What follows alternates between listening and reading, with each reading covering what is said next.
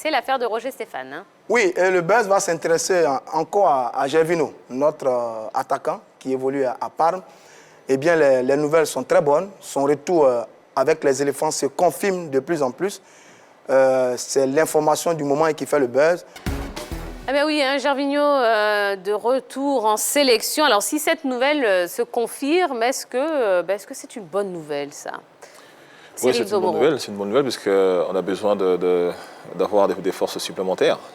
Et avec l'apport de Gervais, de Zar, de Pépé et de tout cela, la Côte d'Ivoire a besoin d'avoir un groupe conquérant et de qualité. Donc c'est une très bonne nouvelle que Bichou Gervais revienne. Alors, depuis le départ de Seredi à la retraite, quand même, Gervinho aujourd'hui, avec peut-être son probable retour au sein des éléphants, arriverait comme c'est lui là qui a le plus d'expérience. Et on a des attaquants qui sont très bons, notamment Za, Pépé, mais on a besoin de quelqu'un qui puisse les tirer vers le haut, moi je pense. Et son arrivée pourra faire énormément du bien à ces deux dont je viens de donner le nom. Tiens, ils ont parfaitement raison. Hein. C'est une très bonne nouvelle pour nous et pour les éléphants de Côte d'Ivoire. Gervinho est un joueur important, expérimenté, toujours aussi talentueux et performant avec l'équipe de Parme en ce moment. Ça fait 2 ans qu'il est absent de cette équipe des éléphants. Il a manqué la dernière CAN. Là, il a envie de jouer au football avec sa nation.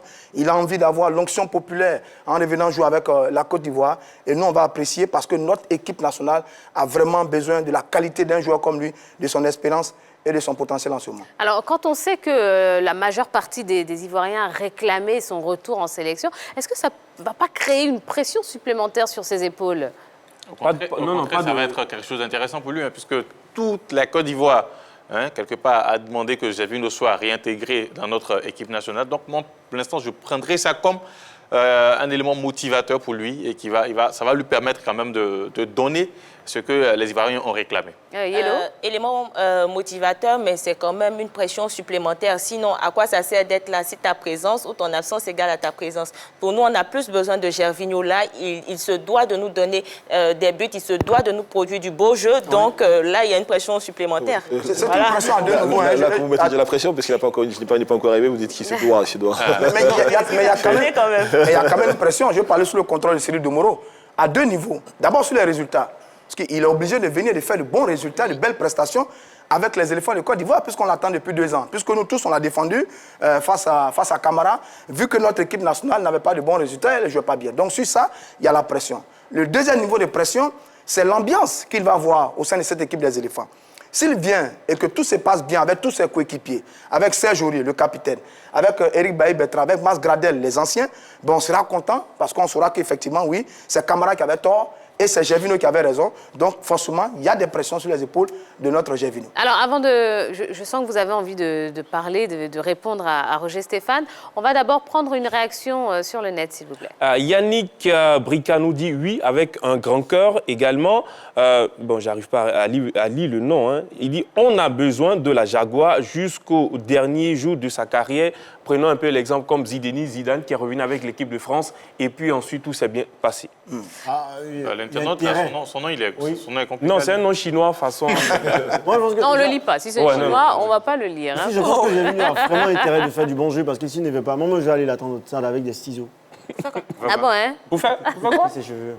Ah, d'accord. La Jaguar, emmène tes cheveux là. Et puis, alors justement, merci de me faire cette belle passe, Jojo. Est-ce qu'on va finalement lui pardonner s'il n'est pas à la hauteur de toutes les espérances, de toutes ces personnes qui ont réclamé son retour en sélection? Allez, mouillez-vous un peu. Mouillez-vous. J'ai pas envie de poser. Oui, mais parce que la question est difficile. Est-ce que quand il vient, il doit être forcément performant? Seulement qu'il fasse un bon retour. Déjà, le fait de revenir serait très bien. Le fait de bien se comporter serait très bien. Le fait d'apporter un plus à l'équipe nationale serait très bien. Et le fait de bien intégrer la sélection serait une parfaite chose déjà. Maintenant, après, les résultats, personne ne peut garantir les résultats d'une équipe. Mais au moins, on peut garantir un bon comportement, une belle prestation. Mais maintenant, si après les résultats suivent, ce serait la totale pour notre Gervinho. Oui, vous savez, tout joueur qui vient en sélection, comme Gervinho, a envie de venir apporter quelque chose de supplémentaire au groupe. Maintenant, il peut être aussi dans un jour sans, dans un bon jour. on peut pas tout prévoir d'avance, mais on ne peut pas aussi non plus demander à Gervais de porter tout le poids de l'équipe. Oui, mais attendez, on ne réclame pas quand même le retour d'un joueur pour qu'il vienne faire de la figuration, entre guillemets. Je ne pense pas qu'il vienne pour faire de la figuration. Je pense qu'il va venir pour porter cette touche supplémentaire qui a manqué à un certain moment à la sélection. Et puis, n'oubliez pas aussi que la Côte d'Ivoire est quand même composée de grands joueurs aussi. Donc, avec Gervais, ça sera... Mais quand vous dites touche supplémentaire, vous parlez de quoi, concrètement? Concrètement. Qu'est-ce qui manquait sans Gervinho? Peut-être de l'expérience en attaque? Non, laissez-le répondre. Sinon, je vous mets un carton jaune. Monsieur. Non, mais l'expérience de la compétition. Ouais. C'est ça. C'est tout? Exactement. D'accord. Gervinho a demandé des plages au Qatar. On peut lui mettre les plages de Mono Gaga à la disposition de Gervinho. On peut lui mettre... Puisse quoi? Mieux jouer. Voilà, pour qu'il puisse être à l'aise. Voilà, mettre les plages, un hélicoptère à sa disposition. Et puis bon, après, s'il ne veut pas de bons résultats, moi, j'ai déjà dit. Hein. Ben, on a Avec tout mon quartier, on sera au stade. Titi, il va apporter beaucoup de choses. Sa percussion, sa vitesse, son sens du dribble, ses centres en retrait. Parce que sur la CAN, on n'a pas vu Pépé et Zaha nous faire ça très souvent. Hein? J'ai vu nous avec ce qu'il fait avec Parme là. Il va nous apporter beaucoup. En plus, il a de l'expérience, comme dit Cyril Domoro. Et puis, comme dit Baumel, j'ai besoin de toi pour encadrer les jeunes gens.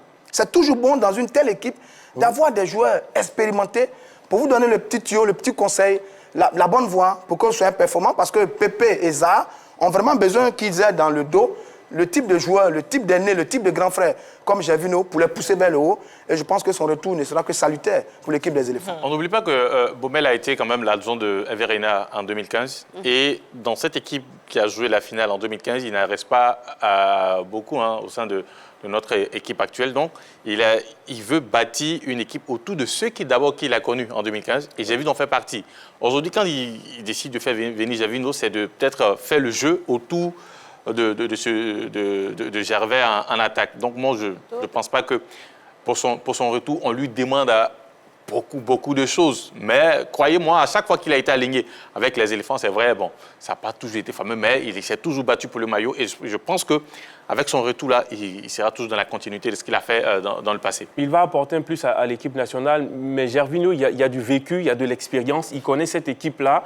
La CAN 2015, il était là. Je pense que à lui de prendre conscience, de dire que oui, il y a quelque chose à faire. Baumel le connaît parfaitement. Donc là, je pense qu'il a, entre parenthèses, toutes les cartes quand même pour être à l'aise dans cette équipe de Côte d'Ivoire. Et d'ailleurs, on a beaucoup de réactions sur le net concernant le cas Gervinho, oui. Leonardo Lamagie, c'est ce qu'il dit. Il dit, votre équipe ivoirienne, il voit l'équipe ivoirienne à la CAN. Sans Jaguar, c'est Placali sans son.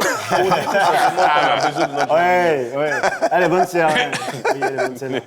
Placali sans son, avec Plo là-dedans. Salut aussi quand même le travail formidable de Baumel. Hein. Son sens de la diplomatie, parce que la première action qu'il pose déjà avec l'équipe nationale en faisant revenir un tel joueur, c'est bien fait de sa part. Je pense qu'il commence bien.